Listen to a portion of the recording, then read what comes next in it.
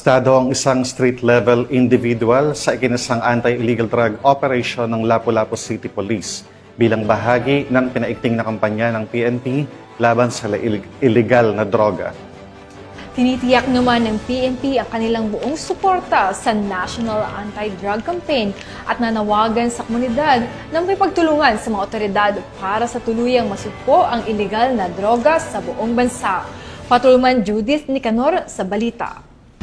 Sa kulungan ang bagsak ng isang street-level individual matapos makalaboso ng kapulisan ng Lapu-Lapu City sa isinagawang bypass operation sa Sitio Kawayanan, Barangay Gunob, Lapu-Lapu City, Cebu nito lamang Hunyo taong kasalukuyan. Kinilala ni Police Lieutenant Jo Marie Javier, hepe ng City Drug Enforcement Unit ng Lapu-Lapu City Police Office, ang street-level individual na suspect na si Alice Jimboy, 36 anyos na residente ng Sitio Tugas, Barangay Gunob, Lapu-Lapu City, Cebu. Ayon sa ulat ng pulisya, bandang alas 10:49 ng gabi na ikinasa ng mga otoridad ang operasyon na nagresulta sa pagka-aresto ng suspect at pagkakumpiska ng 5 pakete ng hinihinalang shabu na may timbang na 5 gramo at standard drug price na 68,000 pesos, isang pouch at bypass money. Kasalukuyang nasa kustodiya ng CDE-ULCPO ang suspect at maharap sa kasong paglabag sa Republic Act 9165 o Comprehensive Dangerous Drugs Act of 2002.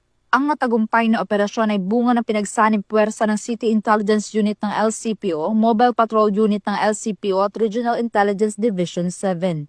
Ang ganitong accomplishment ay hindi lamang simpleng operasyon, kundi isang konkretong hakbang patungo sa mas ligtas, mas maayos na komunidad. Bilang pagtugon sa 3 pillars ni Chief PNP, ang swift and responsive public service na ininanais mapanatili ang kapayapaan sa ating komunidad.